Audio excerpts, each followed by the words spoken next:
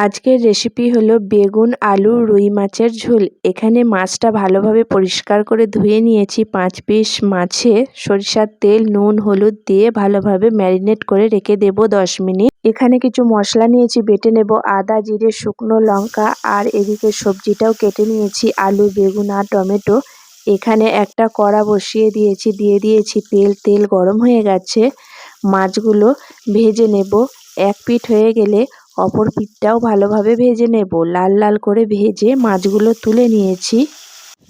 ওই তেলের মধ্যেই আলুগুলো ভেজে নেব। এদিকে মাছ আর বেগুনটা ভালো করে ভেজে নিয়েছি। এখানে কিছুক্ষণ নাড়াচাড়া দিয়ে আলুগুলো ভাজা হয়ে গেছে। এখন আমি তুলে নেব। ওই তেলের মধ্যেই দিয়ে দেব কালো জিরে আর তেজপাতা। এখন দিয়ে দেব পেঁয়াজ কুচি। পেঁয়াজটা দিয়ে একটু লাল লাল করে ভেজে নেব। এখন আমি দিয়ে দেব টমেটো বাটা। টমেটোটা দিয়ে ভালোভাবে নাড়াচাড়া করতে হবে যাতে টমেটোর কাঁচা গন্ধটা চলে যায়। এখানে শুকনো লঙ্কা নিয়েছি, আদা আর জিরেটা বেটে নিয়েছিলাম।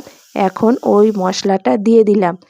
কালার হবে এবং ঝালও হবে। এখন দিয়ে দেব হলুদ গুঁড়ো। হলুদটাও ভালোভাবে মশলার সাথে মিশিয়ে নেব। এখানে মশলাটা অনেকটাই শুকনো হয়ে গেছে, তাই অল্প একটু জল দিয়ে দিলাম যাতে না তলায় লেগে যায়।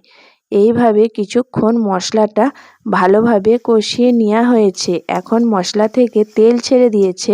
ওই তেলের মধ্যে আলুগুলো দিয়ে ভালোভাবে কষিয়ে নেব। এখন দিয়ে দেব নুন। নুনটা দিয়েও ভালোভাবে মশলার সাথে মিশিয়ে নেব। এখানে অল্প একটু জল দিয়ে দেব, না হলে মশলাটা কড়ার তলায় লেগে যেতে পারে। এই জলটা দিয়েও ভালোভাবে মশলাটা কষিয়ে নিতে হবে। এখানে মশলাটা ভালোভাবে কষানো হয়ে গেছে। এখন ঝোলের জন্য জল দিয়ে দেব। এখানে আলু ভাজার সময় অনেকটাই আলু সিদ্ধ হয়ে গেছে। এখন জল দিয়ে 10 থেকে 12 মিনিট ভালোভাবে ফুটিয়ে নেব। এদিকে ঝোল ফুটে এসেছে আর শুকনো লঙ্কা দেওয়ার জন্য কত সুন্দর কালারও এসেছে।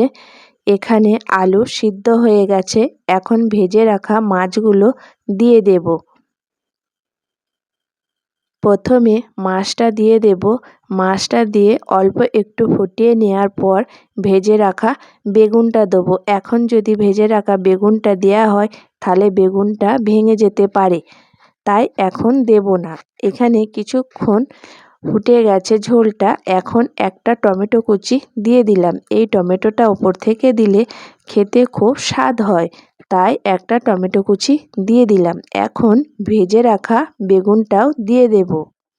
এইভাবে একবার বেগুন আলু দিয়ে রুই মাছের ঝোলের রেসিপিটা করে দেখবেন। অসাধারণ খেতে হয় আর দারুণ টেস্টও হয়।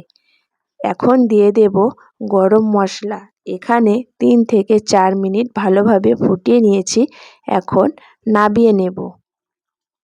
এই রেসিপিটা যদি আপনাদের ভালো লাগে অবশ্যই একটা লাইক কমেন্ট শেয়ার করবেন। আজকের মতো এই পর্যন্তই।